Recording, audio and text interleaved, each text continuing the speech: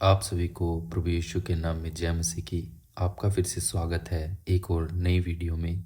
जब हम पाप करते हैं तब क्या परमेश्वर हमें दंड देता है, जबकि हम अपने पापों की माफ़ी भी मांग लेते हैं। लेकिन प्रश्न ये है कि क्या परमेश्वर हमें तब भी दंड देता है या नहीं। इस प्रश्न का उत्तर हम आपको देंगे। आप हमारे साथ बने रहिए इस वीडियो में और आप देखेंगे कि परमेश्वर हमें क्या दंड देता है जब हम पाप करते हैं। इस प्रश्न का उत्तर देने के लिए हमें सबसे पहले दंड और अनुशासन के मध्य के अंतर को समझने की आवश्यकता है, क्योंकि यीशु के अनुयायियों के लिए उनके भूतकाल, वर्तमान काल और भविष्य काल सारे पापों को क्रूस के ऊपर पहले से ही दंडित कर दिया गया है। मसीह विश्वासी होने के नाते हमें कभी भी पाप के लिए दंडित नहीं किया जाएगा। यह सदैव के लिए एक ही बार में दंडित कर दिया गया है। अतः जब जो मसीह यीशु में हैं उन पर दंड की आज्ञा नहीं। रोमियो उसका 8 अध्याय आयत 1 में मसीह के बलिदान के कारण परमेश्वर जब भी हमें देखता है तो वह हम पर मसीह की धार्मिकता को देखता है। हमारे पाप यीशु के साथ क्रूस के ऊपर जड़ दिए गए हैं और हमें कभी भी अब इनके लिए दंडित नहीं किया जाएगा। वे पाप जो हमारे जीवन में बने रहते हैं को कई बार परमेश्वर की ओर से अनुशासित किया जाने की आवश्यकता होती है। यदि हम निरंतर पाप में भरे हुए कार्यों को करते रहें और पश्चाताप न करें और उन पापों की ओर से न मुड़े, तब परमेश्वर हमारे ऊपर अनुशासन को ले आता है। यदि वह नहीं लाएगा तब वह हमारा प्रेमी और हमारा देखभाल करने वाला पिता नहीं हो सकता। जैसे हम अपने बच्चों की भलाई के लिए उन्हें अनुशासित करते हैं, ठीक वैसे ही स्वर्गीय पिता भी हमें अपने प्रेम में होकर अपनी संतान की भलाई के लिए अनुशासन को ले आता है। इब्रानियों उसका 12 अध्याय आयत 7 से 13 में हमें कहता है, तुम दुख को ताड़ना समझकर सह लो, परमेश्वर तुम्हें पुत्र जानकर तुम्हारे साथ बर्ताव करता है। वह कौन सा पुत्र है जिसकी ताड़ना पिता नहीं करता। यदि वह ताड़ना जिसके भागी सब होते हैं तुम्हारी नहीं हुई तो तुम पुत्र नहीं पर व्यभिचार की संतान ठहरे।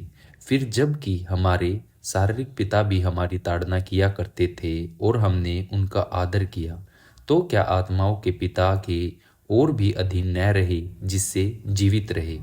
वे तो अपनी अपनी समझ के अनुसार थोड़े दिनों के लिए ताड़ना करते थे, पर वह तो हमारे लाभ के लिए करता है कि हम भी उसकी पवित्रता के भागी हो जाए।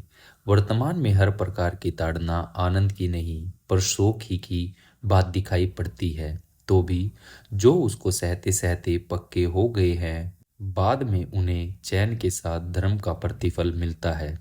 इस तरह से अनुशासन वह तरीका है जिसके द्वारा परमेश्वर अपने प्रेम में होकर अपनी संतान को विद्रोह से आज्ञाकारिता की ओर मोड़ देता है। अनुशासन के द्वारा हमारी आंखें परमेश्वर जिस दृष्टिकोण से हमारे जीवनों को देखता है उसे और अधिक स्पष्टता से देखने के लिए खुल जाती है। जैसा कि दाऊद भजन संहिता 32 में कहता है, अनुशासन हमें पाप को अंगीकार करने और इससे पश्चाताप करने का कारण बन जाता है जिसका हमने अभी तक निपटारा नहीं किया होता। इस तरह से अनुशासन शुद्धता है। यह साथ ही विकास की उत्प्रेरक भी है। जितना अधिक हम परमेश्वर के बारे में जानते हैं उतना अधिक हम हमारे जीवनों में उसकी इच्छाओं के बारे में जानते चले जाते हैं। अनुशासन हमें सीखने और स्वयं को मसीह के स्वरूप में ढलने के अवसर को प्रस्तुत करता है। रोमियो उसका 12 अध्याय आयत 1 से 2 में भी आप देख सकते हैं। अनुशासन एक अच्छी बात है। हमें स्मरण रखने की आवश्यकता है कि पाप निरंतर हमारे जीवनों में जब तक हम इस पृथ्वी पर है तब तक बना हुआ है। रोमियो उसका 3 अध्याय आयत 10 में और अध्याय 23 में। इसलिए हमें न केवल हमारी अज्ञानकारिता के लिए परमेश्वर के अनुशासन को जीवन में लागू करना है, अपितु पाप से होने वाले स्वाभाविक परिणामों का निपटारा करना है।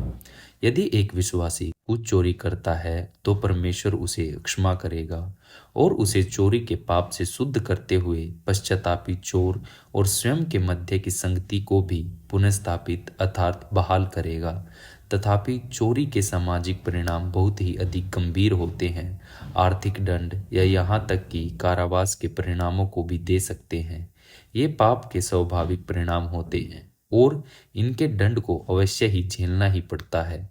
परंतु परमेश्वर इन परिणामों के द्वारा हमारे विश्वास को बढ़ाने और स्वयं की महिमा के लिए कार्य करता है।